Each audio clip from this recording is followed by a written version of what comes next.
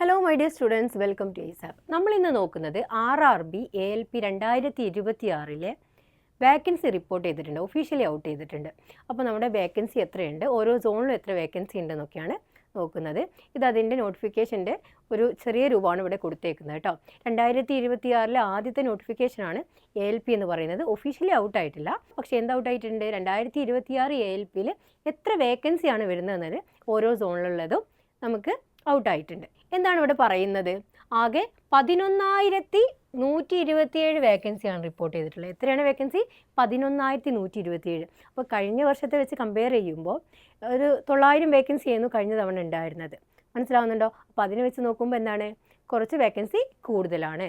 പിന്നെ ഓർത്ത് വെക്കേണ്ട കാര്യം, ALP എന്ന് വെച്ചാൽ എന്താണ്, അസിസ്റ്റൻറ്റ് ലോ കോ പൈലറ്റ്. ഇവിടെ പറയും നോക്ക്, assessment of vacancies of assistant loco pilot by zonal railway. അപ്പം ALP എന്ന് പറയുന്നത് അസിസ്റ്റൻറ്റ് ലോ കോ പൈലറ്റ് ആണ്. ഇത് ആർക്കൊക്കെയാണ് എഴുതാൻ പറ്റുക?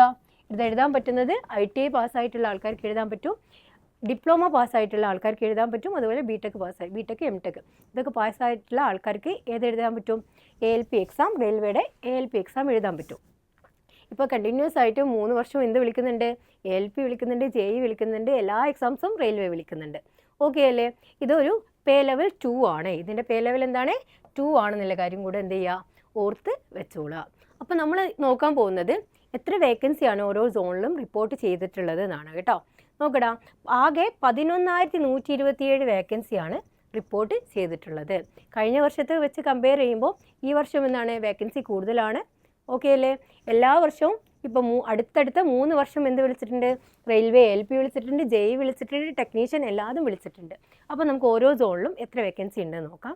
ആദ്യം ഏറ്റവും കൂടുതലായിട്ട് വേക്കൻസി വന്നിരിക്കുന്നത് 1,625 വേക്കൻസിയാണ് കേട്ടോ. അത് ഈസ്റ്റ് കോസ്റ്റ് റെയിൽവേയിലാണെന്നുള്ള കാര്യം എന്ത് ചെയ്യുക, ഓർത്ത് വെച്ചോളാം. ഇനി അടുത്തത് നോക്ക്, 1,531. അത് എവിടെയാണ് വരുന്നത്? സൗത്ത് ഈസ്റ്റേൺ റെയിൽവേയിലാണ് വരുന്നത്. അത് കഴിഞ്ഞ് വരുന്നത് നോക്ക്, 1,400 വേക്കൻസി സെൻട്രൽ റെയിൽവേയിലാണ് വരുന്നത്. അത് കഴിഞ്ഞ് വരുന്നത് നോർത്ത് ഫ്രോണ്ടിയർ റെയിൽവേയിൽ 1,276. അപ്പോൾ നമ്മൾ എക്സാമിന് അപ്ലൈ ചെയ്യുന്ന സമയത്ത് ഏറ്റവും കൂടുതൽ വേക്കൻസി ഉള്ള സ്ഥലങ്ങളും നമ്മളൊന്ന് നോട്ട് ചെയ്യണം. ഇത് നമ്മൾ സദേൺ റെയിൽവേയിൽ എത്രയുണ്ട് നോക്കാം. കാരണം മെജോറിറ്റി ആളുകളും നമ്മൾ എവിടെ അപ്ലൈ ചെയ്യുക? സദേൺ റെയിൽവേയിലാണ് അപ്ലൈ ചെയ്യുക. നോക്കടാ, സദേൺ റെയിൽവേയിൽ 250 വേക്കൻസിയാണ് റിപ്പോർട്ട് ചെയ്തിട്ടുള്ളത്. അതുപോലെ തന്നെ സൗത്ത് വെസ്റ്റേൺ റെയിൽവേയിൽ 200 വേക്കൻസിയാണ് റിപ്പോർട്ട് ചെയ്തിട്ടുള്ളത്. ഓക്കെ അല്ലേ?